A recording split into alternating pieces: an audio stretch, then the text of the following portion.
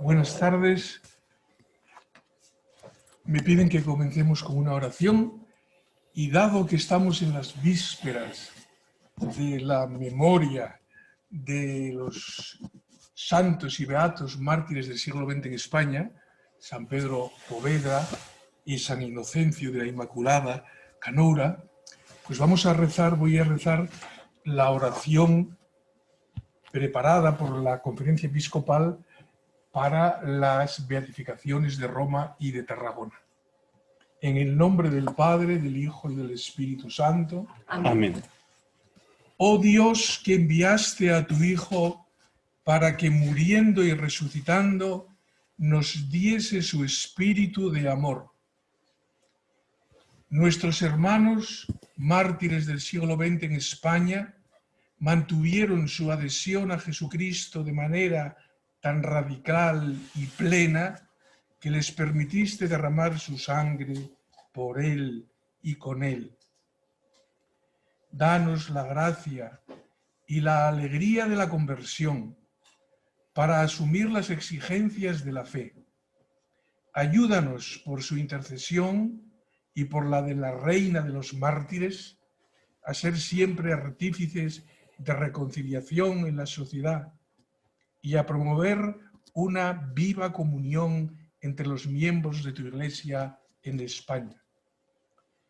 Enséñanos a comprometernos con nuestros pastores en la nueva evangelización, haciendo de nuestras vidas testimonios eficaces del amor a ti y a los hermanos. Te lo pedimos por Jesucristo, el testigo fiel y veraz, que vive y reina por los siglos de los siglos. Amén. Gloria al Padre, al Hijo y al Espíritu Santo. Como era en el principio, ahora y siempre, por los siglos de los siglos. En el nombre del Padre, del Hijo y del Espíritu Santo. Amén. Buenas tardes a todos. Les habla Jesús Pulido en nombre de la BAC. Tomo la palabra en primer lugar para dirigirles este saludo de bienvenida inicial a cada uno de ustedes, señoras y señores, que han querido acompañarnos esta tarde en la presentación de la obra Las causas de los santos, que acaba de aparecer en nuestra editorial, y que vamos a hacer esta presentación en una doble modalidad, presencial y digital, una modalidad que nos viene impuesta por las circunstancias que estamos viviendo. Antes de la pandemia, la BAC solía organizar una presentación más o menos mensual de sus novedades, asegurando sobre todo la presencia de potenciales lectores interesados en la temática. La última presentación que hicimos en esa modalidad fue el día 21 de febrero para el libro Peregrinos y Apóstoles en el Colegio Maravillas de la Salle, de aquí de Madrid, a la que asistieron más de 300 personas y se vendieron pues alrededor de unos 200 libros, ¿no? Para que veamos la diferencia con las presentaciones que nos vemos obligados a hacer ahora. Ahora, en cambio, la presencia es bastante limitada aquí en el aulario Papa Francisco y esperamos, sin embargo, que los que nos siguen por los medios y que luego verán esta grabación, pues serán mucho más numerosos. Esta es la primera vez que lo hacemos después de 8 meses sin ninguna presentación de los libros de la BAC. Y lo hacemos porque han confluido diversas circunstancias que han favorecido que realicemos este acto. Circunstancias que dan razón de la presencia de cada una de las distinguidas personas que constituyen la mesa de ponentes hoy. La primera de todas es la época del año en que nos encontramos. Este libro aparece en el mes de noviembre, el mes de los difuntos, pero también el mes de los santos, el mes de los mártires. Rara es la institución, la diócesis, la familia religiosa que no conmemora en este mes a sus propios santos. Basta echar una breve ojeada al calendario litúrgico para comprobarlo. Hoy se celebra Santa Ángela de la Cruz, se celebra también a la Beata María Rafols y se celebran todos los santos y beatos de los jesuitas, de Astorga, de León, de Santander, de los mínimos, y mañana día 6 es el día de los mártires del siglo XX, como nos ha recordado don Juan Antonio. Y en este sentido, el acto de hoy sobrepasa en su intención la mera presentación de un libro, para convertirse en una celebración de la santidad de la Iglesia en este mes de noviembre.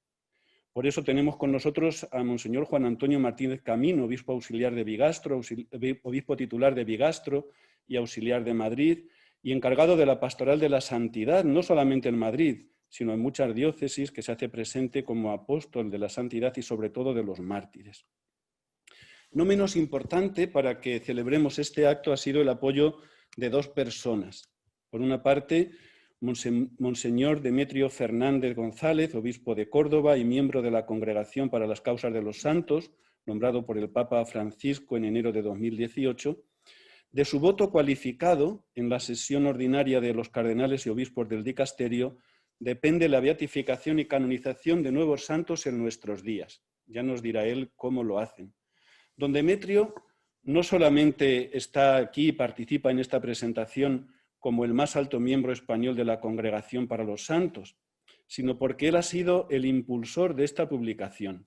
La propuso a la BAC y ha ofrecido incluso gratuitamente una magnífica traducción que ha realizado su hermana, la hermana María Teresa Fernández González, de las Misioneras Cruzadas de la Iglesia, a la que desde aquí le enviamos nuestro mayor agradecimiento.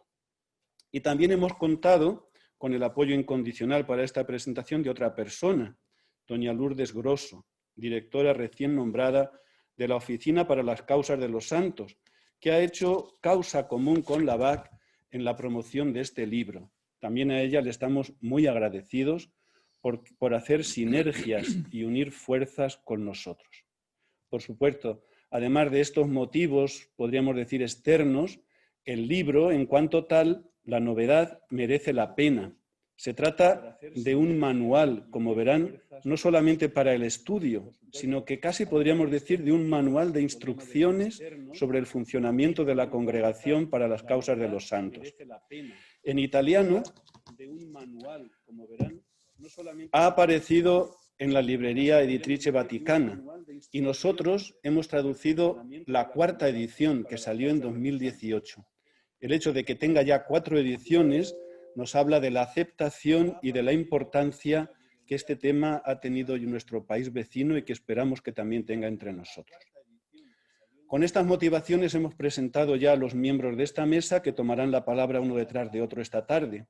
Son, como pueden ver, unos padrinos de lujo para este libro y espero que todos disfrutemos escuchándolos. Sin más, damos entonces la palabra a Monseñor Juan Antonio Martínez Camino, que nos hablará de la santidad a partir del Concilio Vaticano II. Es una introducción necesaria sobre el sentido de la santidad y el culto de los santos.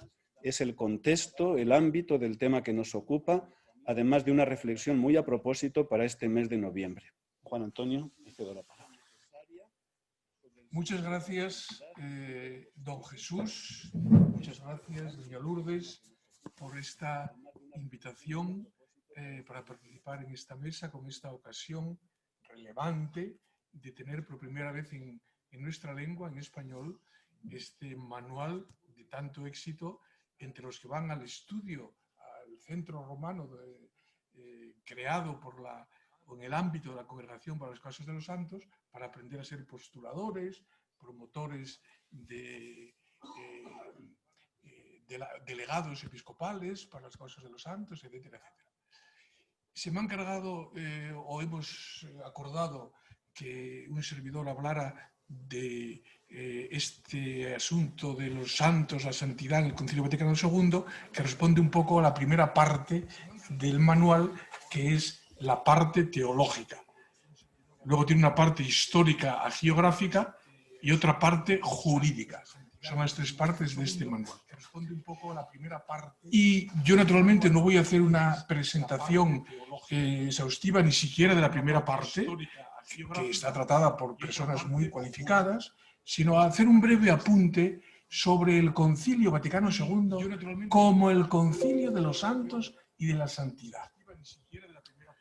Naturalmente hay un capítulo en este manual sobre este tema y algo que dice el autor que trata de la santidad en el concilio, dice que algo lo más común y lo que todo el mundo sabe, que es que el Concilio Vaticano II ha vuelto a proponer, y esto indica que es muy exacto, no ha inventado ni ha descubierto, sino que ha vuelto a proponer, y de modo vigoroso, en el capítulo 5 de la Constitución Lumen Gentium, la llamada universal a la santidad.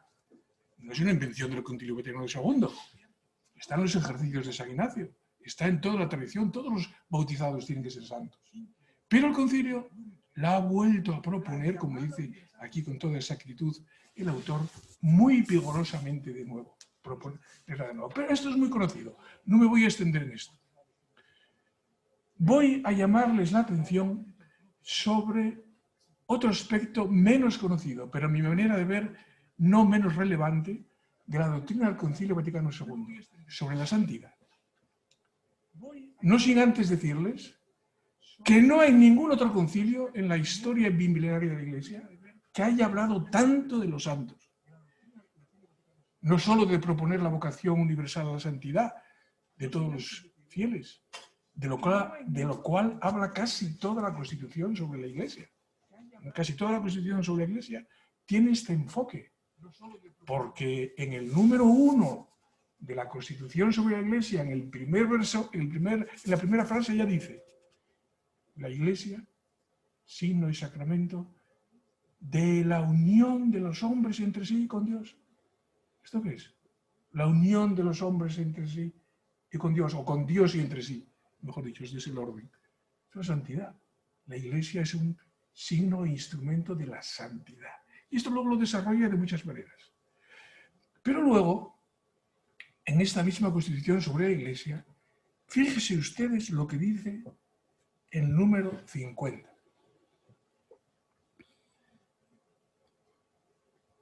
En la vida de los santos, aquellos que siendo seres humanos como nosotros, sin embargo, se transforman con mayor perfección a imagen de Cristo, Dios manifiesta al vivo a los hombres su presencia y su rostro. Esto es una afirmación tremenda. Los santos son medios de la revelación de Dios. Así nunca lo había dicho ningún concilio ni de lejos. No sé si el magisterio ordinario se había formulado así, creo que tampoco. Esta afirmación es impresionante. En los santos, Dios manifiesta al vivo su rostro, el rostro de Dios y su presencia. En ellos, Dios mismo nos habla. Otra vez. En ellos, Dios mismo nos habla y nos ofrece un signo de su reino, hacia ese reino, hacia el cual nos atrae esa nube ingente de testigos que nos envuelve, como dice la carta a los Hebreos. Ese testimonio tan grande de la verdad del Evangelio. El Concilio de Trento tiene 10 líneas sobre los santos. No sé si llega a 10 líneas. Y se titulan De culto santorum, sobre el culto de los santos. Lo único que dice el Concilio de Trento es que se puede dar culto a los santos. Porque era una cuestión polémica con el protestantismo, que pensaba que dar culto a los santos era, si no idolatría, al menos una distracción grandísima respecto del culto que solo Dios merece. Y entonces el Concilio de Trento dice que no, de culto santorum, se puede dar culto a los santos, se debe dar culto a los santos, y esto es lo que... Pero no explica por qué. El Vaticano II lo explica y lo desarrolla muy ampliamente. ¿Por qué? No porque los santos sean Dios, son hermanos como nosotros, pero se han configurado más perfectamente con Cristo. ¿Quién es santo? Es un bautizado que se ha configurado más perfectamente con Cristo. Está hablando aquí de la santidad, diríamos, extraordinaria, canonizada. De esto otra vez hablen después. Hay santidad común, no canonizada, muchísima. Los santos es la puerta de al lado, los que habla el Papa Francisco, en Gaudete et Exsultate, que por lo que fuere, por la providencia de Dios, pues no hay datos sobre ellos, pero no quiere decir que no haya más santos que los canonizados. Los canonizados estamos seguros de que lo son, pero no son todos los que son. Bien, Estos hermanos nuestros, en ellos, Dios nos manifiesta su rostro, nos habla y nos atrae hacia Él. Son un medio de la revelación de Dios. Yo no sé si exagero al decir esto, literalmente no lo dice el concilio, pero diciendo esto, diciendo que en ellos Dios nos habla al vivo. ¿Y por qué nos dice que nos habla al vivo? Vivire, vivire. Porque Dios nos habla también en la Escritura.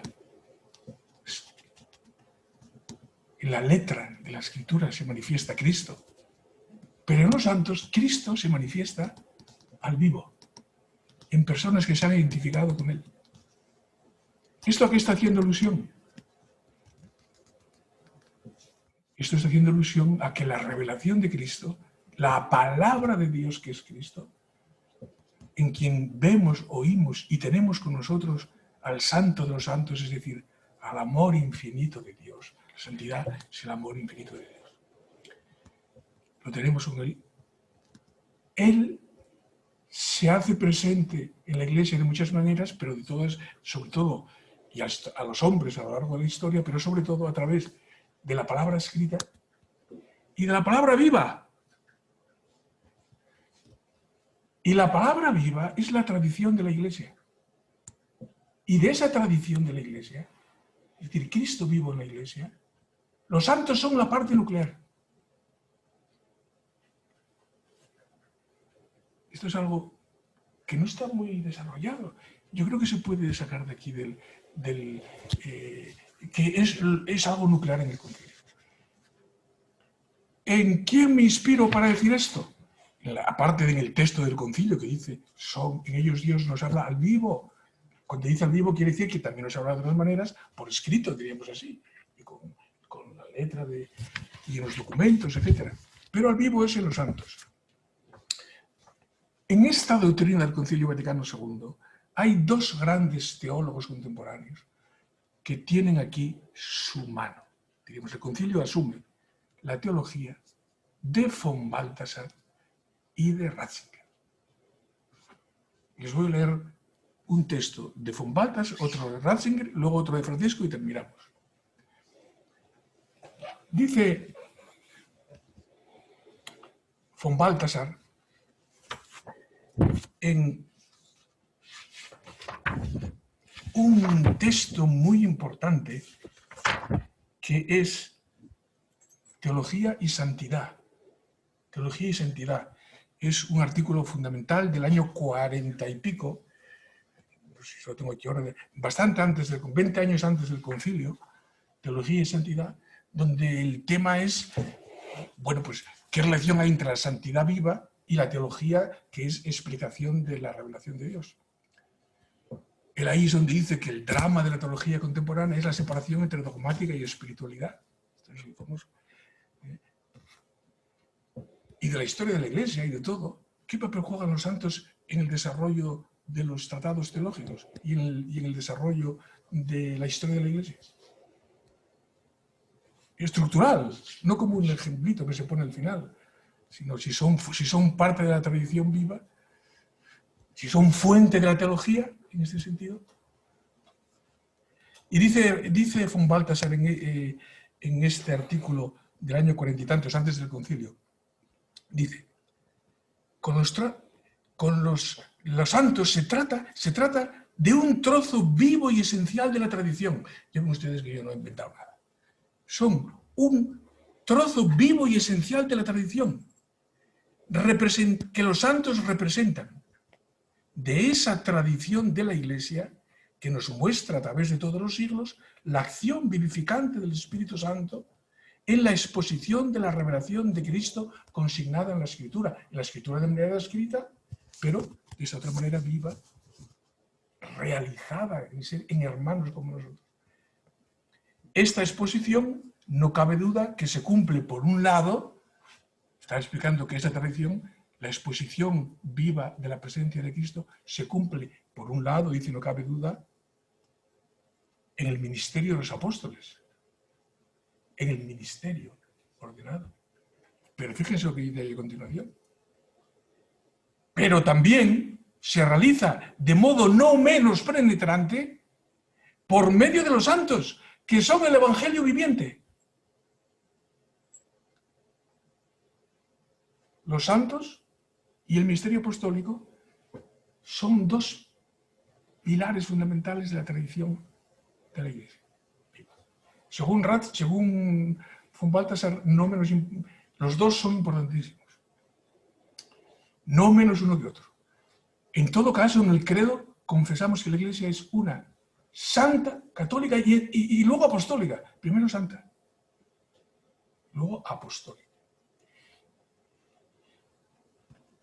Un texto de Ratzinger, también de antes del concilio, también este más reciente, él ya había leído a von Balthasar, tiene la influencia de von Balthasar, pero este texto es del año 61. Es un texto que, si está traducido en español, se llama Cristocentrismo y Predicación. Y dice él, es sobre el tema de si hablar de los santos es olvidar a Cristo, si hay que hablar más de Cristo y menos de los santos, si hay que quitar los santos de las iglesias, de este tema. ¿Por qué después del concilio? El concilio que más habla de los santos. De muchas iglesias desaparecen las imágenes de los santos. Una cosa muy importante, muy interesante de plantearse. El concilio que más habla de los santos, pero con mucho. Bien, en este contexto escribe Ratzinger, pero antes del concilio, pero ya estaba esta temática presente. Escribe él. Todos ellos son interpretación actual de Jesucristo. Todos los santos. Un poco antes, voy a coger un poco antes. Los santos no le hacen la competencia al Señor de la historia, como han temido los luteranos, y luego también algunos católicos. Dice ya en 1961 Ratzinger. Por el contrario, la unicidad singular del acontecimiento de Cristo no devalúa la vida de cada ser humano, sino que le da parte en la fuerza de su propia presencia. En las grandes figuras de los santos, desde Policarpo hasta Kolbe, aquí mete a Kolbe porque en el 61 Kolbe todavía no era santo, no tal, pero ya era famoso. Y luego hay una reescripción de este artículo. Desde Policarpo hasta Kolbe, en estas figuras de los santos, se hace real, se hace visible lo que significa vivir el seguimiento de Jesucristo. Se hace real en ellos, no es palabrería, es vida. Y además se hace visible para los demás. ¿Cuál es la exigencia y la esperanza de la vida cristiana? Se hace visible en estos hermanos nuestros. Todos ellos son una interpretación actual de Jesucristo, el cual toma forma concreta en sus vidas. Fíjense ustedes cómo esto resuena luego del concilio. Ellos son pruebas de lo que vale la llamada de Cristo a través de los siglos, surcados de tanta sangre y por tantas lágrimas. Solo cuando volvamos a descubrir a los santos, decía en 1961, solo cuando volvamos a descubrir a los santos, volveremos también a encontrarnos con la Iglesia. Y entonces nos encontraremos con aquel Cristo mismo, el viviente en medio de tantas oscuridades, que ya no muere más y que no nos ha dejado huérfanos. En resumen, dice Ratzinger, una predicación cristocéntrica. Predicación, ¿qué quiere decir? Homilías, catequesis, clase de religión, teología, predicación en este sentido amplio. Un anuncio del Evangelio cristocéntrico es un anuncio de la historia de la salvación, sobre el trasfondo de la acción de Dios en sus santos, desde Abraham hasta el día de hoy. Toda la cuestión de la historicidad de la revelación, aquí entra ahí un tema importantísimo que no podemos entrar en él ahora, de teología fundamental. Y termino. El Papa Francisco, en Gaudete et Exsultate, que es un texto precioso y preciso, el Papa Francisco recoge esta misma teología del concilio y, a mi manera de ver, la prolonga un poquitín, la explicita en un punto. Y la explicita citando a von Balthasar. Von Balthasar había escrito un gran libro sobre Santa Teresa de Lisieux. Un libro importantísimo en los años 40, con un prólogo sobre este asunto.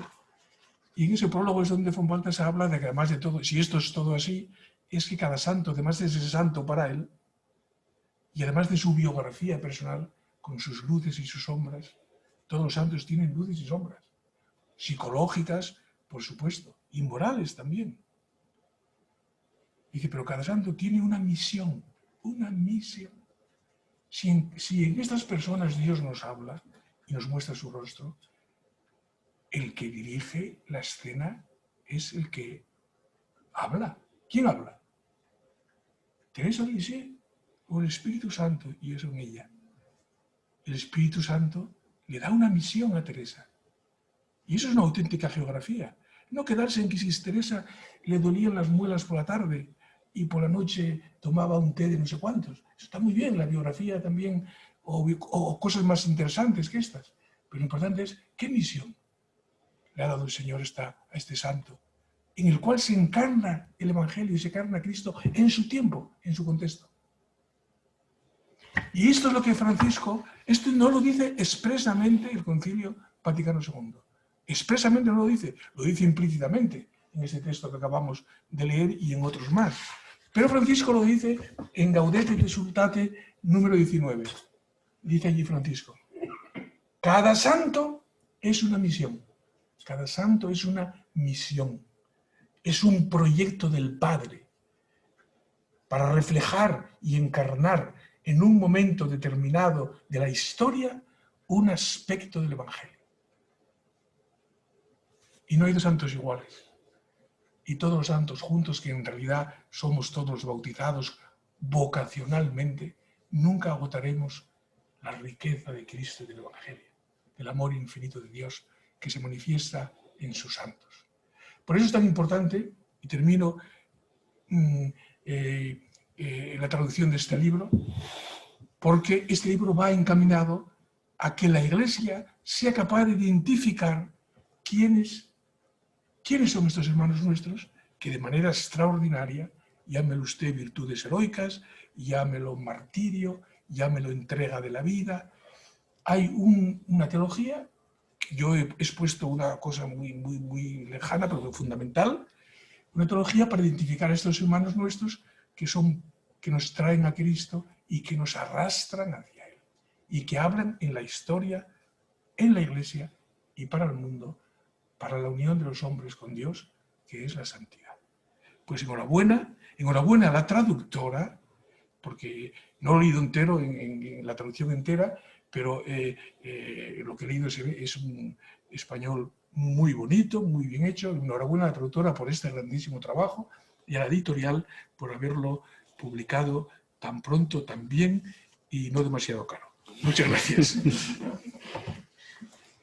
Pues muchísimas gracias, don Juan Antonio, por esta reflexión tan oportuna en este mes de noviembre y sobre todo como introducción para la presentación del libro Manual de las Causas de los Santos. Saludamos ahora a Monseñor Demetrio Fernández González. Buenas tardes, que interviene desde Córdoba y nos hablará con propiedad, porque él es parte del autor de este libro, es parte de la Congregación para las Causas de los Santos, pues nos hablará del ámbito donde surgió este libro, de la congregación y en concreto del Studium, y sobre todo del proyecto que también él está impulsando de impartir en España, en Córdoba, un curso para postuladores que actualmente solamente se realiza una vez al año en Roma. Buenas tardes, don Demetrio, y le damos a usted la palabra. Muchas gracias. Buenas tardes, don Juan Antonio. ¿Me escucháis bien? Yo os veo, pero no sé si me oís.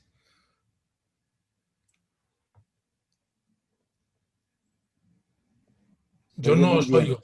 Se oye muy bien, don Demetrio, se oye muy bien. Muy bien, pero ya yo... Bueno, vale. Entonces me dicen que me estáis oyendo y quisiera saludar a don Juan Antonio Martínez Camino. Buenas tardes. A don Jesús Pulido, que es director de la BAC, y a Lourdes Grosso, que es directora de esta oficina para las causas de los santos. Me habéis invitado a que fuera hasta el aulario Papa Francisco, pero no he podido por una serie de razones y me conecto con vosotros en primer lugar y con todos los que nos siguen y nos seguirán, puesto que está transmitiéndose por YouTube. Y saludo a todos porque me parece un tema interesantísimo. Un día el cardenal Amato, que me regaló el libro en italiano es este, Las causas de los santos, me dijo, dígale a su hermana que lo traduzca. Él conocía a mi hermana porque vino a mi casa en España cuando era prefecto ya de los santos, todavía no era cardenal. Y bueno, pues yo le dije a mi hermana, mira, me ha dicho el cardenal Angelo Amato que te pongas a traducir esto. Mi hermana es religiosa, misionera cruzada de la Iglesia y ha estado en Roma pues 10 años de su formación al comienzo de su vida consagrada y ha hecho estudios allí, en fin. Yo le digo que es más italiana que española porque su mentalidad y sus conocimientos, ha sido maestra, etcétera, pues son italianos. Entonces conoce muy bien el italiano. Y bueno, pues en otras ocasiones ha hecho otras traducciones. Ella, viniendo como venía del cardenal Amato, y se lo decía a su hermano, aunque soy hermano pequeño, en casa, pues me hizo caso y se puso a la tarea de traducir este libro, que es un tocho, ¿eh?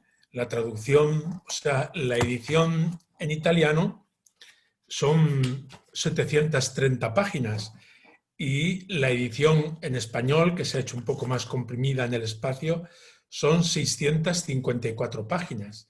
O sea, que es un verdadero tocho de estudio que hay que leérselo muchas veces y que habrá que consultar muchas veces.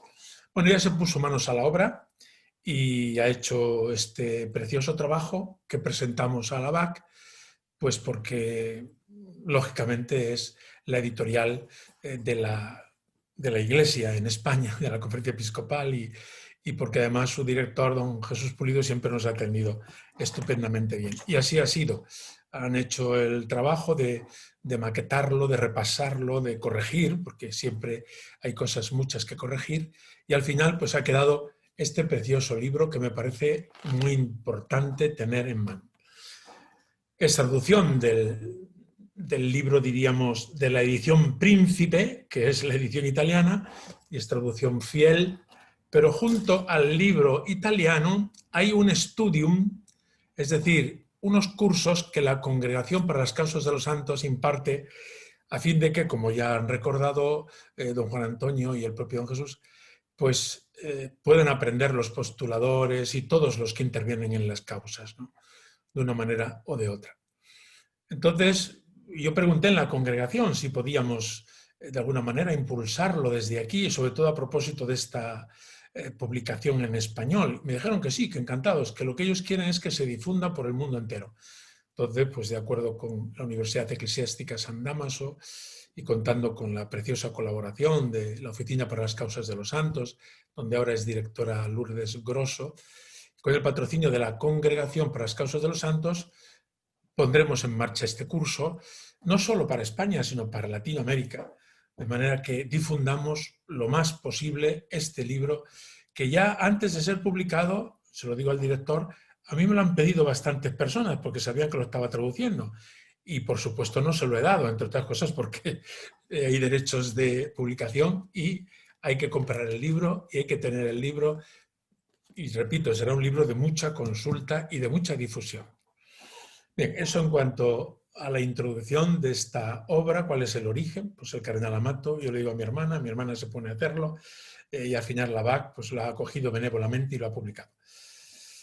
Debo decir, como un detalle añadido también cariñoso para mi hermana, pues que ha sido su última traducción, porque después le ha venido un infarto cerebral que le ha dejado paralítica toda la parte derecha, se está recuperando muy bien, ha empezado otra vez a traducir y a escribir, y pues a todos os pido que la encomendéis porque ella lo lleva muy bien, pero ha sido su obra última, este libro. Sigue haciendo traducciones, pero ya menores, ya no podrá meterse en esta envergadura.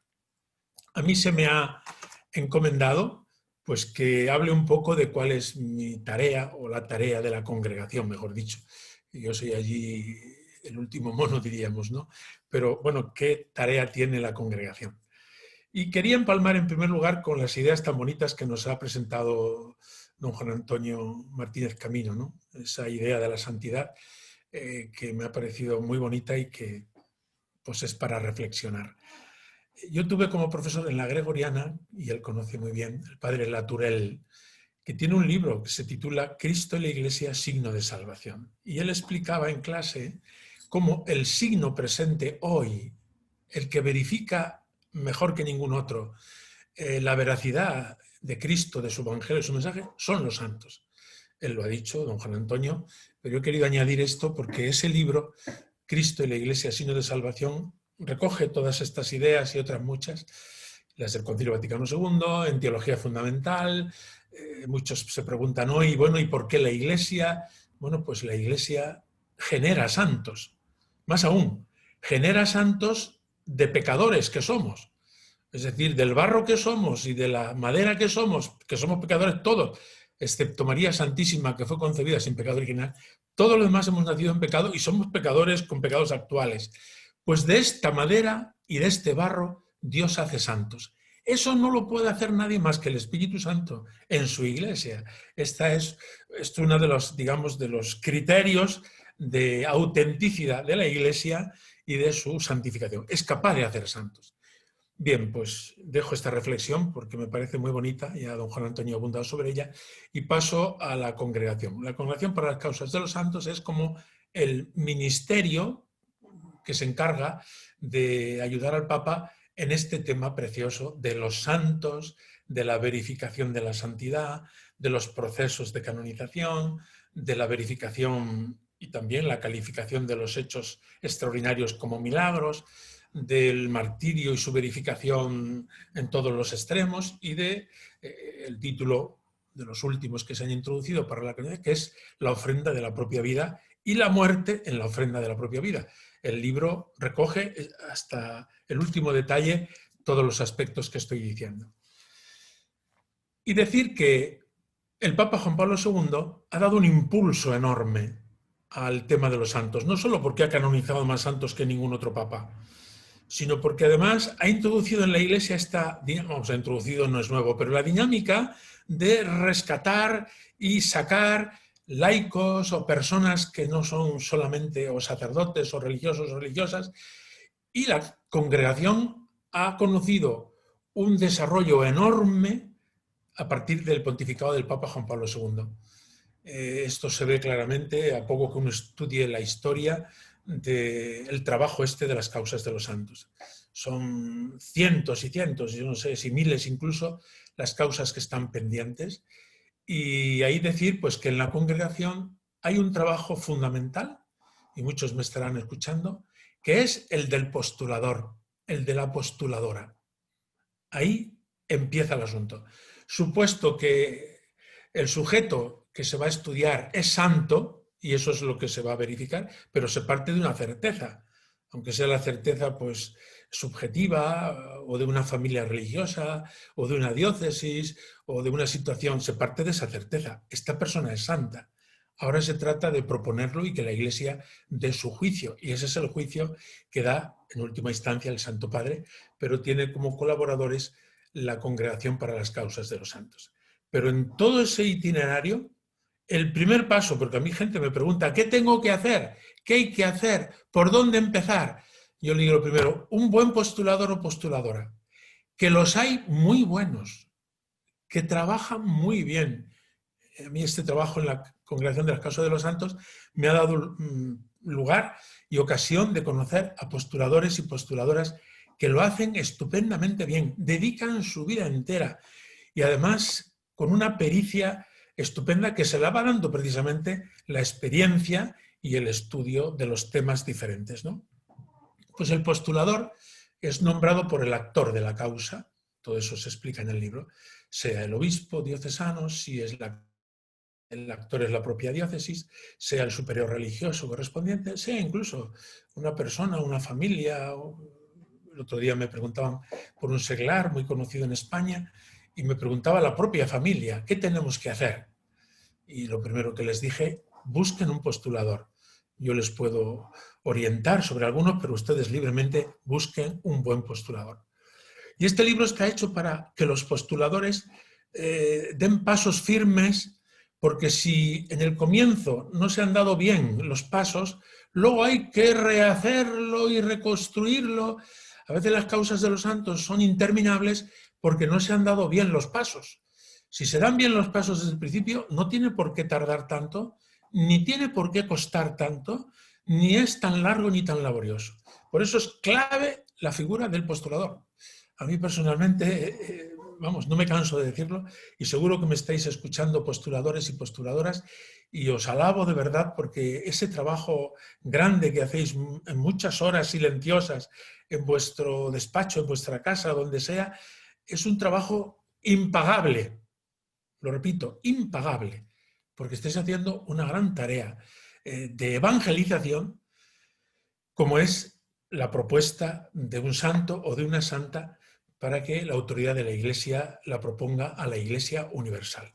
Ya el Papa Juan Pablo II, en Novo Milenio Ineunte, al comienzo del nuevo milenio, en aquella carta apostólica, dice, hemos de partir de Cristo y hemos de englobar toda la pastoral en una pastoral de la santidad.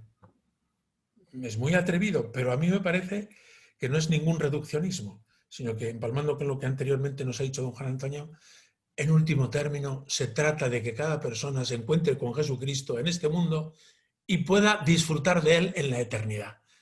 Y esa es la santidad. Vivir según la voluntad de Dios y ser de esta manera, pues, feliz en la tierra con la cruz de Cristo y feliz en el cielo para siempre participando de su resurrección. Postulador, primer paso. Está la fase diocesana, que se hace pues con el obispo, siempre del lugar, ponerse de acuerdo, y siempre en cada diócesis suele haber una oficina para las causas de los santos, como hay una oficina a nivel de conferencia episcopal que normalmente ayuda a las diócesis y les sirve y les ofrece cauces para no dar pasos equivocados o pasos en falso, sino para dar los pasos firmes, sobre todo los primeros pasos hay que darlos firmes para que pueda seguir después la causa con éxito, ¿no? En la fase diocesana, pues ya se explicará, y el libro en todo caso hace referencia a ello. Me quedo con la parte en que consiste la congregación de la causa de los santos. Allí llegan las actas, lacradas, selladas, y son recibidas en el sótano por un oficial a que el prefecto encarga. Todo se hace allí mediante acta notarial, etcétera, ¿no? Y este abre las actas y durante un año o más él o quien le ayude a este oficial verifican si están todos los trámites bien hechos. Por eso la importancia de hacerlo bien, porque si no, y bueno, pues cuando se ve que todo está bien hecho, las firmas, los protocolos, las citaciones, las comparecencias, todo lo que hay por haber, entonces se da el decreto de validez. Este proceso que ha sido hecho en tal diócesis y que ha sido clausurado por tal obispo en tal sitio, la congregación, el primer paso que da es, después de abrirlo y verificarlo, da el decreto de validez. El proceso es válido. Eso es un respiro enorme para el postulador o la postuladora. Es un respiro enorme. Quiere decir que el trabajo que hemos hecho está bien hecho. A veces ahí lo que está mal hay que sanarlo, hay que repetirlo, hay que volverlo a hacer, etc. O sea que el decreto de validez, que parece una cosa mínima, es un decreto que a los postuladores les da un gran respiro. Después de este decreto de validez, pues se pone, diríamos, en la fila. Se mandan las actas a la imprenta y a veces salen 20, 30, 40 o 60 tomos de todo eso que se ha mandado, ¿no? Bien, entonces el postulador encarga que de todo eso se haga la positio, que se llama.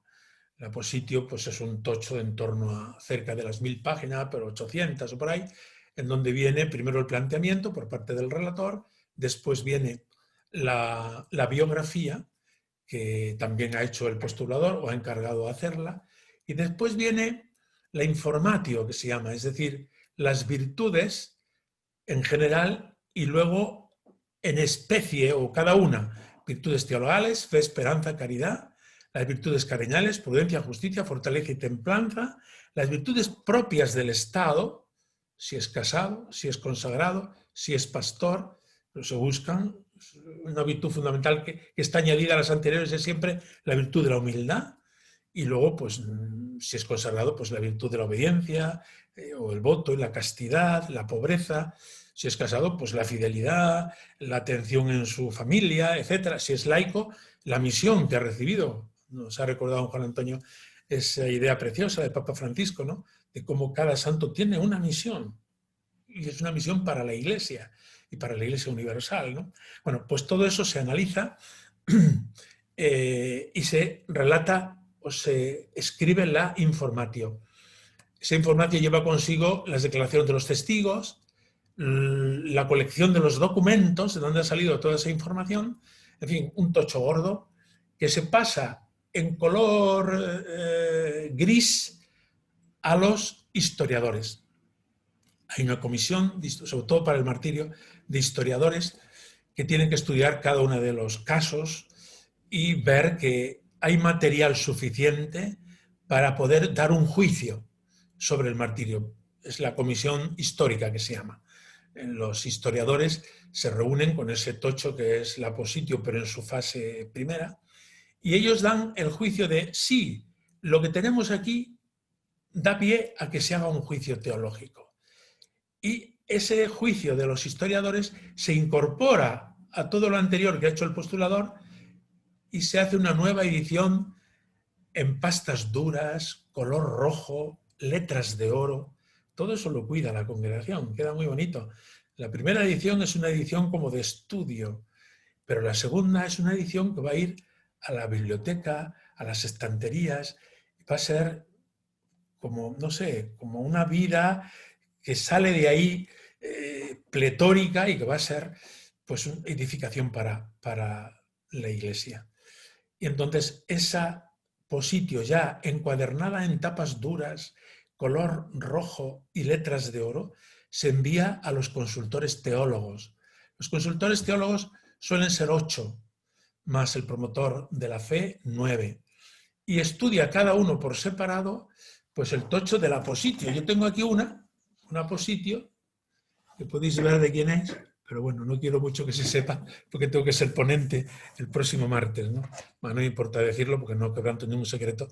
Es sobre don Andrés Manjón, fundador de las escuelas del Ave María. Entonces, los teólogos estudian este tocho, se les da unos meses porque claro, tienen varios, no solamente esta. Y ellos redactan en esa sesión con el postulador la relatio et vota. Es decir, aquí están los 8 más 1, donde da cada uno su juicio acerca del santo que estamos estudiando.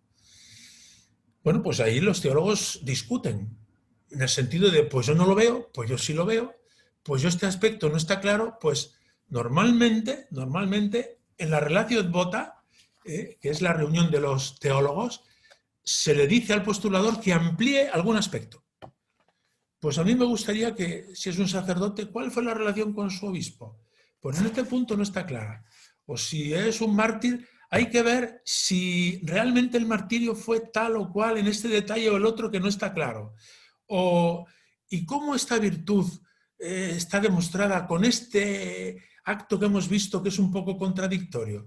Es decir, cuando la gente pregunta, ¿y el abogado del diablo quién es? Digo, son muchos, porque es esa reunión de los teólogos que cada uno lleva su voto escrito y allí se discute y se ve. Normalmente, pues si hay algo que aludir, se le pasa al postulador que responde con la positio en mano a todos estos asuntos. Pero cuando encontramos en una relatio et vota que a la primera el sujeto recibe 9 sobre 9 positivos, lo primero que hay que dar, aparte de darle gracias a Dios y el santo es santo, hay que dar un aplauso al postulador. Quiere decir que ha explicado las cosas de tal manera que los teólogos, uno por uno, cuando lo han leído han dicho, este hombre es santo, esta mujer es santa. Pero que no es frecuente recibir 9 sobre 9 en la primera votación o en el primer estudio de los teólogos. Pues en todo caso, la causa va adelante, pero se le dice al postulador que aclare, que amplíe, que explique los puntos que los propios teólogos han dicho antes de dar un juicio definitivo. Por tanto, si se manda al postulador que amplíe, hay otra sesión de teólogos después. Normalmente se repite la sesión de teólogos. Y una vez que se obtiene, si no 9 sobre 9, al menos 8 sobre 9 o 7 sobre 9, tiene que ser al menos 7 sobre 9, entonces se reparte a los padres de la congregación. ¿Quiénes son los padres de la congregación? Pues los eminentísimos cardenales. Hay como 10 y 10, 20, porque hay dos turnos. En el primer turno somos 20, en el segundo turno otros 20, y en el primer turno 10 son cardenales y los otros 10 arzobispos y obispos. Y en el segundo turno lo mismo, ¿no? El prefecto que acaba de ser nombrado, Marcello Semeraro, era miembro como obispo de Albano y ha pasado ahora a ser prefecto. O sea que es conocido en la casa porque ha trabajado en estos campos, como estoy ahora, como están los cardenales. Los cardenales llevan ya muchos años y tal. Yo soy, repito, pues el último que ha llegado y voy aprendiendo cada día muchas cosas. Debo decir que lo primero que aprendo es que el tratar con los santos es una cosa preciosa. En la Iglesia, los obispos y todos los que colaboran con los obispos, hay causas de todo tipo. Hay causas matrimoniales que son un verdadero drama por parte de él o por parte de ella, o por parte de los dos, o por parte de los hijos. Y ahí está el tribunal eclesiástico que estudia las causas matrimoniales. Hay causas de secularización, tanto de sacerdotes como religiosos o religiosas, y es un dolor grande a la Iglesia. La Iglesia madre atiende a estos hijos facilitándoles su camino de santidad, en último término, para todos, también para ellos. Pero es muy doloroso. Pero las causas de los santos es todo de dulce, porque la cruz es la que han pasado ellos. Nosotros nos acercamos y aprendemos de cómo hay que llevar la cruz. Pero es muy bonito, yo al menos aprendo mucho de todos los santos, porque hay ejemplos que no me entretengo, pero... Y cuando llegamos a los milagros, ahora explicaré un poco, lo mismo, ¿no? Es decir, yo les digo a los jóvenes, algunos piensan que esto de los milagros son cosas de la Edad Media, que no sabían ni entendían de ciencia y que eso ya está superado. Digo, no, guapo, no. Y yo me enfrento al estudio de milagros todos los meses. Todos los meses tengo que estudiar varios milagros. Y tengo que dar el juicio, y luego el Santo Padre pues vea que es el que lo tiene que dar en definitiva, el juicio de si es o no es milagro. Ahora explico un poco el procedimiento que se sigue con los milagros, que va después de esto de las virtudes heroicas. Bueno, pues una vez que se ha obtenido más del 7 sobre 9, pues pasamos a la congregación que se reúne todos los meses 2 veces, primer turno y segundo turno.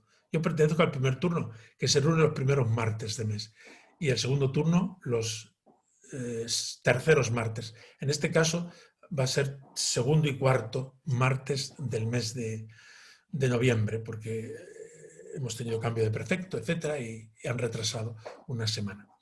Bien, y una vez que nos reunimos en la congregación, en la ordinaria que llamamos, que la vamos a tener por este cauce, la próxima, porque no iremos a Roma todavía, y estamos teniéndolas todos los meses por este cauce, presididos por el prefecto, que está allí presencial, y el secretario, el subsecretario, etcétera, el promotor de la fe, pero luego los padres de la congregación estamos todos conectados telemáticamente, ¿no? Hasta los cardenales más mayores han aprendido a funcionar con esta historia, que no creáis que es fácil, sobre todo la primera vez y la segunda vez. Luego ya sale fácil, pero bueno, pues todos entramos y nos saludamos y tal, y cada uno va diciendo su voto, su opinión, o sus preguntas, o en fin, lo que sea. Hay 1 o 2 vueltas y al final el prefecto recoge lo de todos, el secretario va tomando nota de todo, y eso es lo que le pasan al Papa. Esa tarde o al día siguiente va el prefecto con la carpeta y le dice al Santo Padre, estos casos, tal, y el Papa pregunta, lo que sea, y al final se da el decreto de virtudes heroicas, que es el caso más frecuente, o el de martirio, o el de entrega de la vida. Yo no sé si he pasado el tiempo, pero creo que con esto, porque luego el martirio había que explicar, pues sigue más o menos el mismo proceso, ¿no? Solo que para el martirio no hace falta milagro, sino simplemente demostrar el martirio. Y para el milagro digo un detalle. Hay que demostrar, primero, que es un hecho extraordinario, que se sale de las leyes de la naturaleza. El otro día el milagro de Carlos de Foucault. Me tocó también dar el botón. Pues un chico de 21 años que ni siquiera es creyente.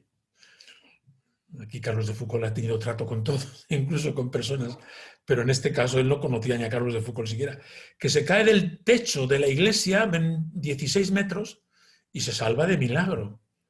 Entonces, está claro, los médicos dicen, si una persona se cae de 16 metros, se muere en el acto. Y este no solamente no se ha muerto, sino que está ileso totalmente. Primer punto, el hecho sea extraordinario. Y segundo, que el hecho se deba a la intercesión del santo.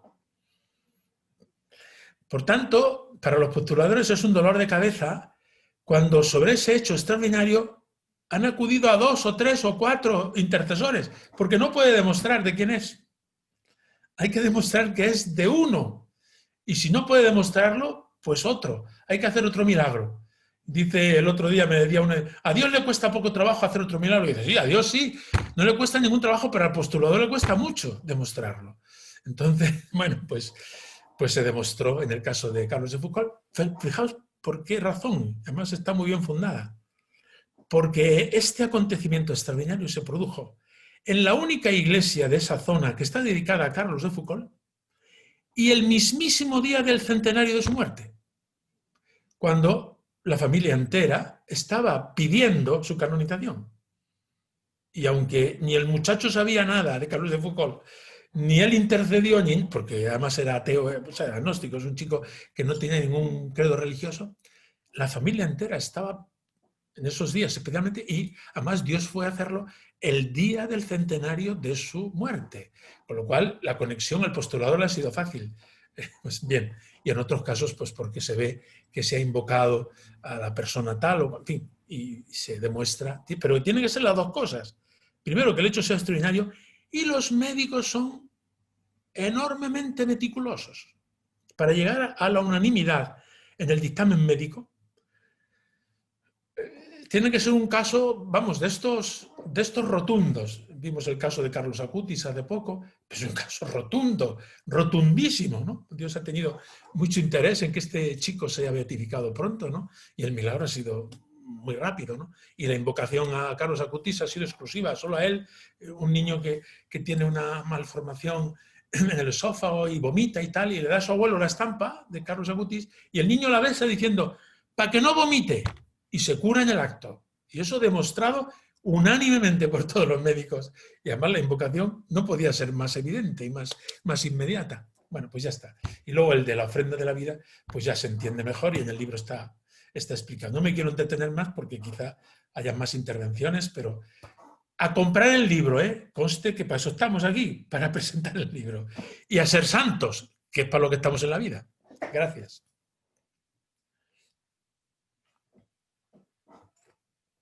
La intervención suya tan experiencial y tan en primera persona que nos ha ilustrado el proceso de canonización práctico en el dicasterio para las causas de los santos. Será ahora doña Lourdes Grosso, directora de la Oficina para las Causas de los Santos de la Conferencia Episcopal Española, quien nos hablará sobre la labor que se hace desde esta oficina, que surgió en el año 2001 para coordinar las causas de los mártires de la persecución religiosa en España, y que tantos frutos ha dado y tantas beatificaciones y canonizaciones, y que todavía sigue prestando muchos servicios a las diócesis y a los promotores de las causas, sobre todo en la coordinación que ofrece con Roma y con el dicasterio competente. Tiene la palabra ahora doña Lourdes Grosso. Gracias. Pues muchas gracias, don Jesús. Un saludo especial a don Juan Antonio, a don Demetrio. Muchísimas gracias. Ha sido magnífico escucharle a ambos. Y saludo también a los que nos acompañan en la sala. Y por supuesto a todos los que nos ven online y nos verán después por la grabación. Bueno, espero no extenderme mucho porque ha sido muy ilustrativo ya todo lo que nos han dicho los señores obispos, pero quería señalar algunos aspectos porque para mí es un honor y es una gran satisfacción el poder tomar la palabra en este acto, y agradezco muchísimo a la BAC y ya, pues, por supuesto, a la hermana de don Demetrio y a él la promoción de este libro y de esta traducción y además aseguro que le vamos a dar mucho y muy buen uso. Yo quisiera hablar un poco sencillamente de qué es la Oficina para las Causas de los Santos y quizás, si el tiempo lo permite, detenerme en dos pequeños aspectos, pero vamos a ello. Lo más importante de la santidad, pues ya se nos ha recordado, es vivirla, evidentemente, pero también hay que conocerla y hay que canonizarla, porque son muchos los santos que nos han precedido, que nos alientan, que nos acompañan, que interceden por nosotros en la vida eterna, y son muchos, como dice el Papa Francisco, los santos de la puerta de al lado. Pero nosotros necesitamos que estas personas que han vivido la bienaventuranza evangélica, pues se nos presenten como modelo para nuestra vida. Por eso, como decía el Papa en la semana pasada, justamente el domingo, con motivo de la festividad de Todos los Santos, son ellos, dice él, los santos y los beatos son los testigos más autorizados de la esperanza cristiana, porque la han vivido plenamente en su existencia, entre alegrías y sufrimientos, poniendo en práctica las bienaventuranzas que Jesús predicó. Los santos, ya se nos ha recordado, son una muchedumbre inmensa, innumerable, y de muchos de ellos, de muchísimos, no conocemos el nombre, ni el rostro, ni la historia que les tocó vivir en su época. Pero nosotros hoy, en este momento tan complejo que nos toca vivir, necesitamos testigos creíbles de esperanza. Necesitamos el testimonio de los santos. Necesitamos su estímulo para seguir el mismo camino que ellos recorrieron y para llegar a experimentar la alegría de quien se fía de Dios, porque este es el santo, el que plenamente se ha fiado de Dios. Y a esto nos ayuda la santidad canonizada. Ese es el servicio que presta la congregación, como de una manera magnífica nos ha explicado don Demetrio, en un proceso amplio, complejo, dilatado en el tiempo, para el que se requiere un buen postulador y también otros buenos expertos en las diferentes áreas, porque, como también se nos ha recordado, se requieren una serie de investigaciones y de informes para que se puedan verificar si estas personas, estos siervos de Dios, realmente han alcanzado la santidad por la vía del martirio, por la vía de las virtudes heroicas, del ofrecimiento de la vida, y todo ello requiere toda una serie de procesos. Bueno, pues la descripción de todo esto es lo que de una forma muy minuciosa, muy detallada, muy concreta, nos va a explicar el manual que hoy presentamos, que realmente creo que es un vademecum que vamos a utilizar todos los que estamos de una forma u otra implicados en las causas de los santos. En la Conferencia Episcopal Española, este servicio se desarrolla a través de la Oficina para las Causas de los Santos. Esta oficina tuvo su inicio hace 2 décadas, fruto de una serie de diálogos entre la congregación y la Conferencia Episcopal, y fue creada para la coordinación de las causas de los mártires del siglo XX en España. En estos años, y don Juan Antonio es testigo y artífice, se han realizado 2 grandes beatificaciones, Roma 2007 y Tarragona 2013. Actualmente, sin descuidar el acompañamiento de las causas por vía de martirio, atendemos cuanto nos requieren los delegados episcopales y los postuladores de causas, también por vía de virtudes y de ofrecimiento de la vida. Y atendemos, y este manual será un instrumento, la formación en todos los ámbitos. Deseamos seguir enfocando nuestra labor en la perspectiva magnífica que nos abrió San Juan Pablo II, ya citado, que dijo que la santidad es más que nunca una urgencia pastoral, y esta urgencia, esta prioridad, se ha visto señalada también de forma magnífica por la exhortación Gaudete et Exsultate del Papa Francisco. Y queremos, desde la oficina, acoger las palabras que el Papa dirigió a la congregación el pasado mes de diciembre con motivo de los 50 años de la misma. les dijo así: estáis al lado especialmente de los obispos para apoyar su compromiso de difundir la conciencia de que la santidad es la exigencia más profunda de todo bautizado, el alma de la Iglesia y el aspecto primario de su misión. Con este horizonte, a los 20 años de su creación, la oficina desarrolla su servicio en 3 ámbitos. Primero, gestión, asesoramiento, colaboración con las diócesis, relación con la congregación, como ya se ha mencionado. Segundo, documentación, que es el tratamiento de un fondo documental debidamente informatizado, con 2 secciones principales que son base de datos y bibliográfica. Y tercero, formación, mediante cursos, jornadas, encuentros de responsables, publicaciones. Y muy brevemente, porque obviamente es muchísimo lo que se podría tratar, pero el tiempo ha ido pasando y el manual hay que leerlo y estudiarlo, yo quisiera mencionar 2 pequeños aspectos sencillamente, que desde hace muchos años me llaman de forma especial la atención. Primero, la heroicidad en la virtud. ¿Qué quiere decir ser santos? ¿Quién está llamado a ser santo? A menudo se piensa todavía que la santidad es una meta reservada a unos pocos elegidos, decía Benedicto XVI en una catequesis dedicada a este tema. La santidad, la plenitud de la vida cristiana, sigo citando, no consiste en realizar empresas extraordinarias, sino en unirse a Cristo, en vivir sus misterios, en hacer nuestras sus actitudes, sus pensamientos, sus comportamientos. La santidad se mide por la estatura que Cristo alcanza en nosotros. Por el grado como con la fuerza del Espíritu Santo modelamos toda nuestra vida según la suya. Fin de la cita. En esto consiste la virtud heroica de un discípulo de Cristo. No se trata de hacer cosas extrañas, excéntricas, ni de estar dotado de superpoderes, sino de un amor inmenso a la Santísima Trinidad que se manifiesta en la forma de amar a los hermanos. Para ello se requiere, que duda cabe, un esfuerzo humano, se requiere vida ascética, pero el elemento esencial es la acogida de la acción de los dones del Espíritu Santo, de tal manera que la persona actúa y hace el bien, cito 3 palabras clásicas en este ámbito, expedite, prompte et delectabiliter.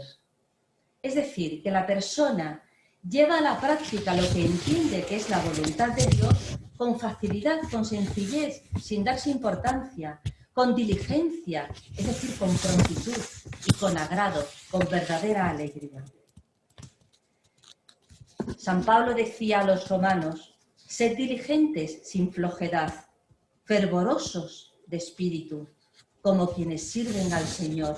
Vivid con la alegría de la esperanza, pacientes en la tribulación, constantes en la oración.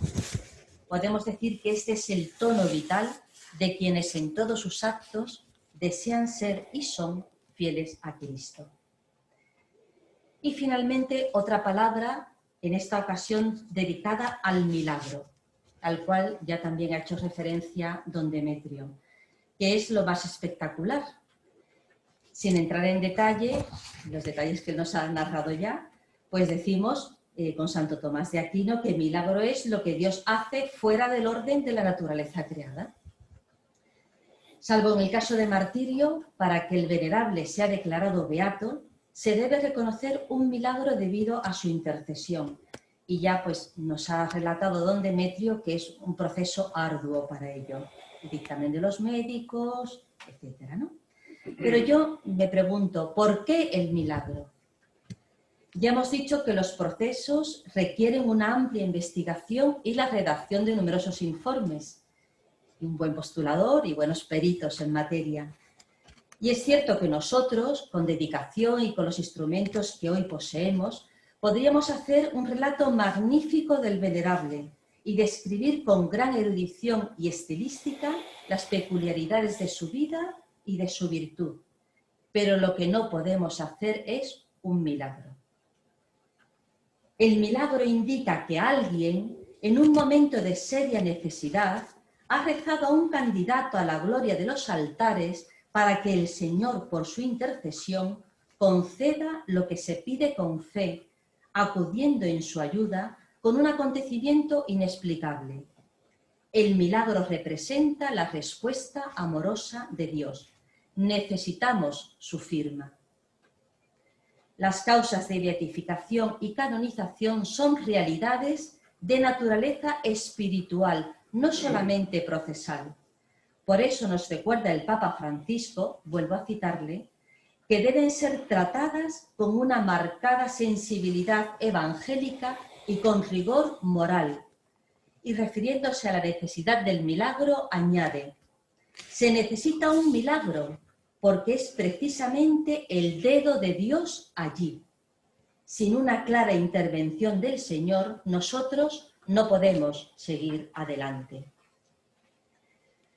Bien, pues estos y otros muchos aspectos quedan recogidos en el manual Las causas de los santos, que tenemos en español en nuestras manos gracias a la traductora y al trabajo editorial de la Biblioteca de Autores Cristianos. Que su estudio nos ayude a ser especialistas en reconocer la vida de los santos y, sobre todo, que nos disponga a escuchar la llamada a la santidad que Cristo nos hace personalmente a cada uno de nosotros hoy. Muchas gracias. Muchas gracias, doña Lourdes, por sus palabras. Ahora me toca a mí hablar en nombre de la editorial. La BAC lo que aporta, lo que ha hecho, ha sido acoger en su catálogo un buen libro como este, valioso en sí mismo, e insertarlo en un plan global de ediciones, en un proyecto de publicaciones que es católico y es eclesial, en el que este libro encaja y encuentra su lugar de referencia para estar al alcance de los lectores españoles interesados en este tema y que puedan acceder a él con plena confianza de que se trata de un contenido serio y que su edición ha sido cuidada convenientemente.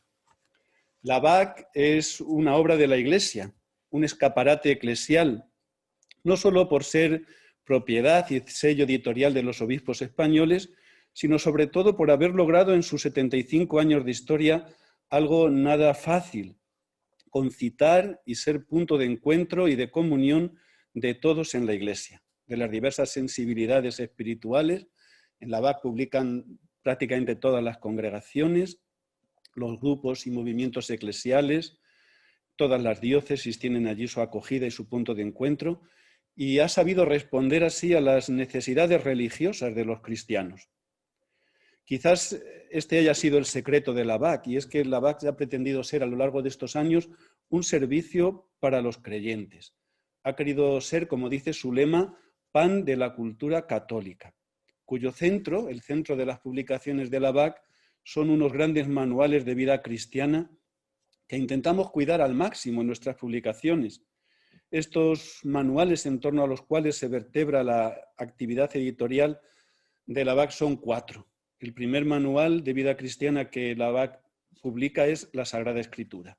Fue el origen de esta editorial, su primera publicación, la Biblia Nácar Colunga, en 1944, y es sin duda la joya más preciada también hoy, con la versión oficial de la Conferencia Episcopal Española, que es la base de los leccionarios litúrgicos. El segundo manual que se encuentra en el catálogo de la BAC es la Enseñanza de la Iglesia, contenida sobre todo en la traducción oficial del Concilio Vaticano II y de los textos magisteriales más importantes. La BAC quiere hacer este servicio de difusión de la enseñanza de la Iglesia Universal y también de la Conferencia Episcopal. Otro tercer manual de vida cristiana es el Misal para los fieles, que tantas ediciones ha tenido y que ahora estamos preparando ya uno con los textos litúrgicos renovados.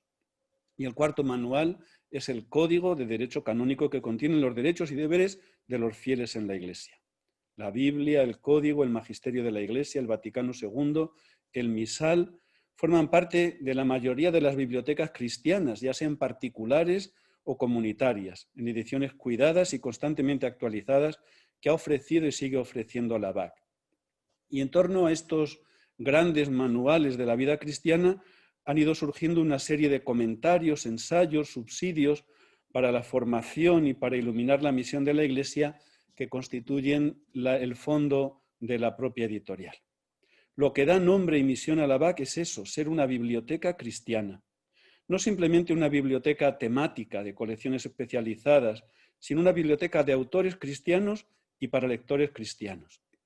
Leyendo el catálogo de la BAC, a veces da la impresión de estar recitando una letanía completa de santos padres y doctores de la Iglesia, fundadores y maestros de espiritualidad, papas, teólogos y pensadores contemporáneos de reconocido prestigio. Son los autores de la BAC.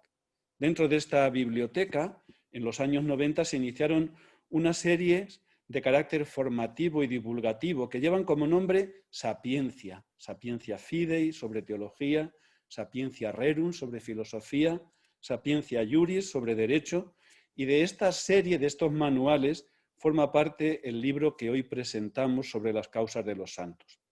Este libro contiene los apuntes, es una especie de dispensa para las clases que recoge las lecciones del Studium de la Congregación para la Causa de los Santos, una escuela instituida por San Juan Pablo II en 1984 para la formulación de postuladores y de colaboradores tanto internos como externos de la Congregación para las Causas de los Santos. Por tanto, es un manual para los propios oficiales de la Congregación y es un vademecum interno sobre el funcionamiento de la Congregación que aquí comparten con los colaboradores externos para facilitar su trabajo y su comunicación. Y así se ha convertido en un libro de referencia para los obispos diocesanos, para los jerarcas o eparcas de las iglesias orientales, para los superiores mayores o para cualquier persona que se constituya en actor o promotor de una causa de canonización. En especial, ya se ha dicho, para los postuladores, los delegados episcopales, los notarios, los miembros de los tribunales diocesanos que realizan la investigación principal y luego se comunican con el dicasterio competente. Además de apuntes, este libro podemos decir que es un manual práctico y funcional, casi como unas normas de uso, que baja detalles, cuando lo lean verán, como el pago de las tasas, los protocolos a seguir, los nombramientos a realizar, las instancias a presentar, las competencias de cada persona, la redacción incluso con el cuidado tipográfico, la fuente, el cuerpo, el tipo de letra, los márgenes para la posición, la redacción de decretos o incluso las indicaciones litúrgicas para la ceremonia de beatificación o canonización. Todo esto se puede encontrar en este libro. Su valor no reside en recoger y organizar secuencialmente la normativa jurídica vigente sobre los procesos de beatificación y canonización, sino también en presentar la praxis concreta de la congregación. En su lectura, a veces se tiene la impresión de estar ante un how to do, cómo se hace, cómo hay que hacer, en el cual cada uno puede buscar, encontrar y usar lo que más le interesa. La normativa para los procesos de canonización es una materia canónica tan amplia y tan particular que ha llegado a formar, a constituirse como una ley pontificia particular. En el Código de 1917 estaba recogida en una parte en los cánones 1999 a 2141, pero el Código de 1983 prescindió de estos cánones y toda la legislación relativa a los procesos de beatificación y canonización fue promulgada en la Constitución Apostólica Divinus Perfectionis Magister de San Juan Pablo II, publicada poco después de la aparición del Código en el mismo año 1983. Esta Constitución Apostólica, este manual lo resalta, comienza precisamente señalando la diferencia que existe entre lo que conocemos como la llamada universal a la santidad y la santidad canonizada o la santidad canonizable, que no agota la santidad del pueblo de Dios, sino que la promueve y está a su servicio. El tema de este manual es la santidad canonizada, y esto me parece importante. No es que la Iglesia en estos procesos anticipe el juicio universal y determine quiénes están en el cielo y quiénes en el infierno. La causa de canonización se define en la Divinus Perfectionis Magister como un proceso de discernimiento eclesial acerca de la acción directa del Espíritu, de la acción de la gracia en algunos fieles, que da lugar a ejemplos extraordinarios de santidad. La santidad canonizada es una santidad fuera de lo común, pero siempre con la finalidad o la condición de ayudar al resto de los cristianos en nuestra peregrinación hacia la patria celeste. Es una santidad de unos al servicio de la santidad de todos, mediante su intercesión, su ejemplo y su estímulo. La Iglesia verifica en las causas de canonización si un siervo de Dios, siguiendo a Cristo de cerca, ha dado testimonio de su fe como mártir, con la muerte sufrida por odio a la fe, o como confesor, mediante el ejercicio de todas las virtudes cristianas en grado heroico, o finalmente de acuerdo con el motu propio del Papa Francisco, Majorem ac dilectionem, con el ofrecimiento de la vida de modo libre y voluntario, con heroica aceptación propter caritatem de una muerte cierta y en breve tiempo. En todos estos casos, para el ejercicio del discernimiento sobre la santidad, la Iglesia está atenta a dos cosas. Por una parte, está muy atenta a la vox populi, a la voz del pueblo, al sensus fidelium, constatando como elemento necesario para declarar a una persona santa la fama de santidad o la fama de martirio o la fama del ofrecimiento de la vida en un ámbito significativo del pueblo de Dios. Y por otra parte, la Iglesia está atenta a la confirmación divina de esta santidad mediante la fama de signos, es decir, mediante los milagros realizados por intercesión del siervo de Dios. Esta es la forma de proceder en la Iglesia, con un oído puesto en el pueblo y otro oído puesto en la palabra de Dios. La historia de los procesos de canonización que presenta este libro muestra cómo a lo largo de la historia se va pasando de una santificación casi por aclamación popular a otra canonización que queda en manos de la autoridad y que tiene unas fuertes exigencias formales y materiales para poder llegar al menos a determinar la certeza moral de la santidad de un siervo de Dios. La veneración litúrgica de los mártires y de los santos nació espontáneamente en los primeros siglos, pero muy pronto las autoridades eclesiásticas advirtieron la necesidad de una disciplina para verificar que la fama de santidad y de signos respondía a la realidad. Didácticamente, este manual está organizado en tres secciones, una parte teológica, una parte histórica y finalmente una parte jurídica. De la primera parte, de carácter teológico, destacaría el interesante estudio introductorio sobre la heroicidad de la santidad cristiana, un concepto de heroicidad de origen pagano que debe ser preservado de todo malentendido. Los santos no son una transposición de los héroes paganos de la antigüedad, que tenían aventuras licenciosas, dice el manual, como Hércules, o estaban movidos por el amor propio o el orgullo, sino que la heroicidad cristiana tiene que ver con la transparencia del Espíritu Santo, con la vivencia de la Pascua de Cristo y con el ejercicio de la caridad.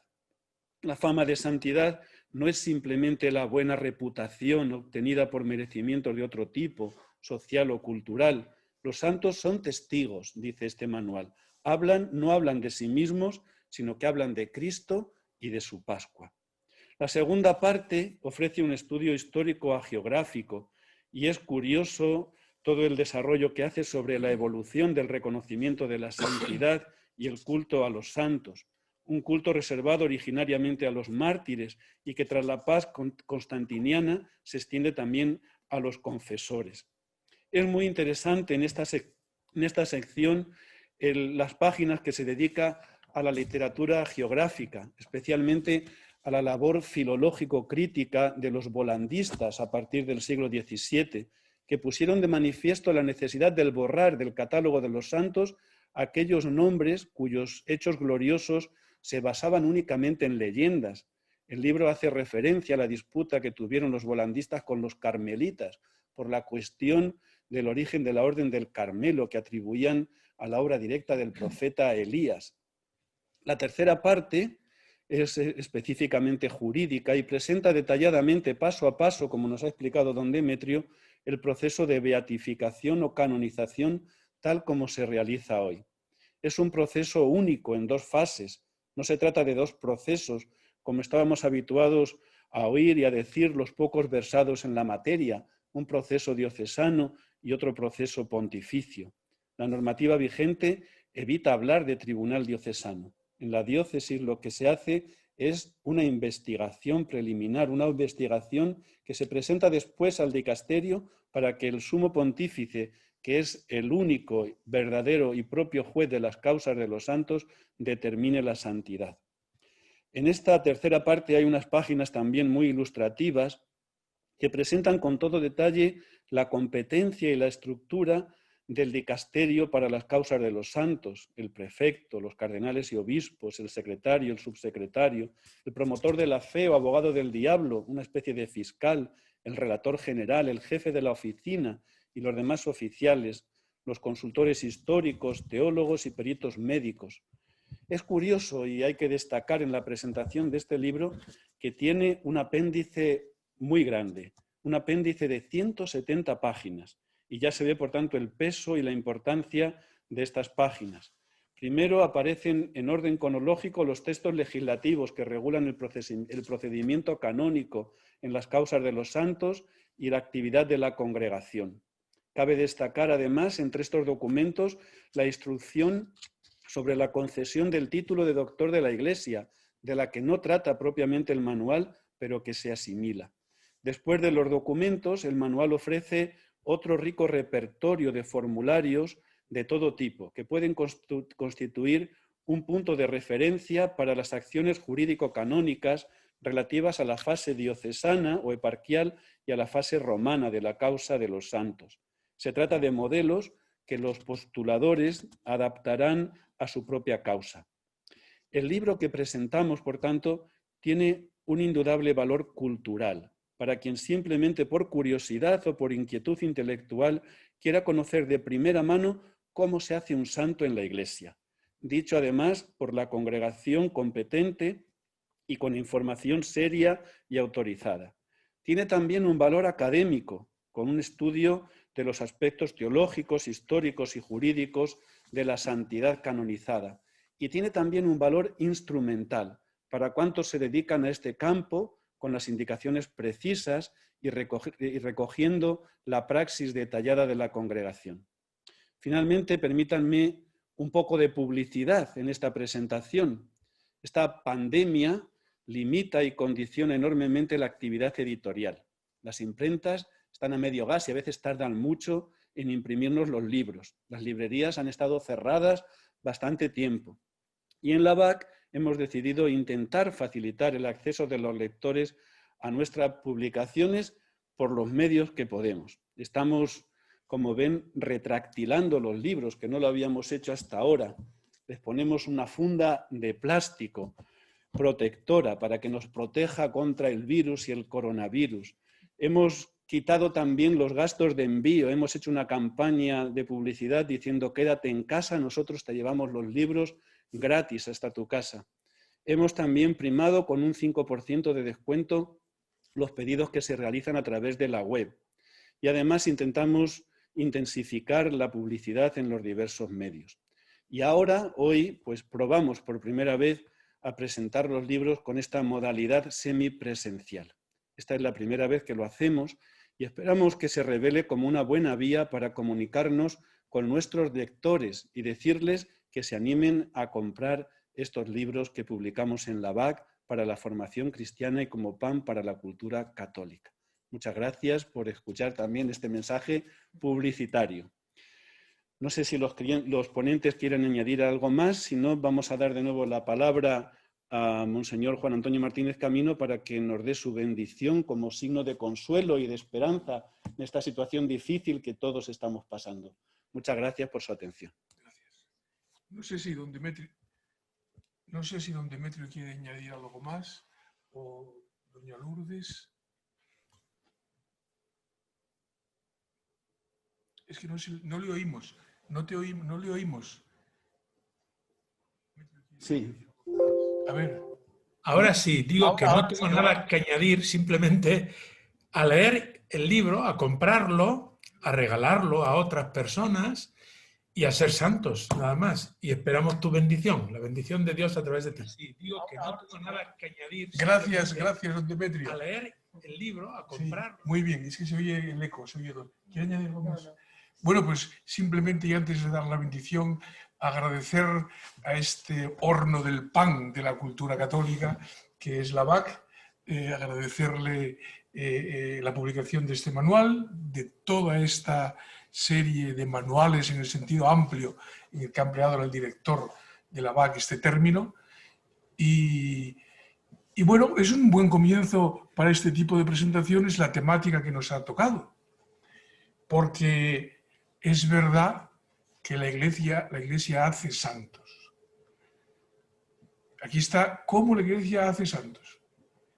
Pero todavía es más verdad que son los santos los que hacen a la Iglesia.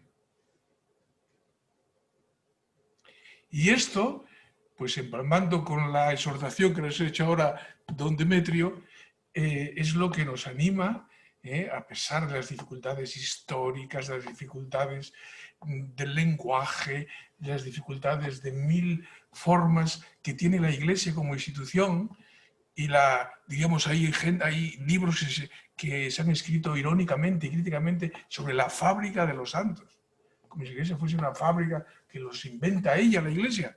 No. Son los santos, si es verdad lo que dice el concilio sobre los santos, la actividad de los santos a la cual están llamados no solo los religiosos, las religiosas, ni los obispos, ni los sacerdotes, sino todos los fieles laicos, todos, son los que hacen la Iglesia. Y en muchas ocasiones, pensemos en la época de San Francisco de Asís, son los que llevan, pero con distancia, la voz cantante de la Iglesia sobre la jerarquía, con el estilo de vida, con su forma de hacer, en muchos casos. Es la forma en la que hemos escuchado a von Balthasar decir esto. Y este manual, efectivamente, trata de este mecanismo de reconocer la santidad canonizada, pero si hay este manual y este mecanismo, es porque antes hay vida de la Iglesia, y hay acción de Dios, y hay enviados de Dios, que es, naturalmente, el ministerio apostólico, pero que es cualquier bautizado. Cualquier bautizado tiene la voz en la Iglesia. Una vez le preguntaron a Santo Tomás Moro que cómo él era tan cabezota, que todos los obispos de Inglaterra, excepto uno que le iban a cortar la cabeza como él, estaban firmando el acta de adhesión a las decisiones del rey Enrique VIII. Y su mujer le mandó a través de su hija, Rupert, decir, pero Tomás, ¿cómo eres tan cabezota? ¿Sabes tú más que todos los obispos de Inglaterra? Y Tomás le contestó, es que yo estoy con la mayoría en la Iglesia. Y la mayoría no son los actuales obispos de Inglaterra, son todos los obispos de la Iglesia Católica hoy. Y no solo ellos, sino desde Pedro, Gregorio, los grandes santos. Esa es la mayoría, la asamblea de los santos, la comunión de los santos. Y yo creo que estoy con ellos, le dijo Tomás Moro, con esa mayoría. Aquí se ve claramente cómo un laico, una persona y tal, incluso con el mal ejemplo de todos los obispos de su tierra, en ese momento concreto. No es que siempre sea así, evidentemente, la mayoría de las veces no es así, pero sí que nos revela esto, que la Iglesia hace a los santos solo para constatar que existen, no los hace propiamente. Los santos los hace Dios, nos los envía Dios y son revelación de su rostro. Y como la unión con Dios es la santidad, ellos son los que nos llevan a la unión con Dios. Y entonces la Iglesia constata, pone orden, pero no hace a los santos. Son los santos los que hacen a la Iglesia. La Iglesia constata que hay una santidad. Entonces, muchas gracias a la BAC por empezar con este tema y por todo el camino del catálogo. Los autores, como ha dicho don Jesús, son los grandes santos. Ahí tenemos sus textos, sus biografías y su historia. Entonces, yo, ya que me invitan, les doy la bendición, acogiéndonos a la intercesión de los santos, que son los que nos bendicen. El Señor esté con vosotros. Y con tu espíritu. Bendito sea el nombre del Señor. Ahora y por siempre. Nuestro auxilio es el nombre del Señor. Que hizo el cielo y la tierra. La bendición de Dios Todopoderoso, Padre, Hijo y Espíritu Santo, descienda sobre vosotros. Amén. Ave María Purísima. Sin pecado concebida.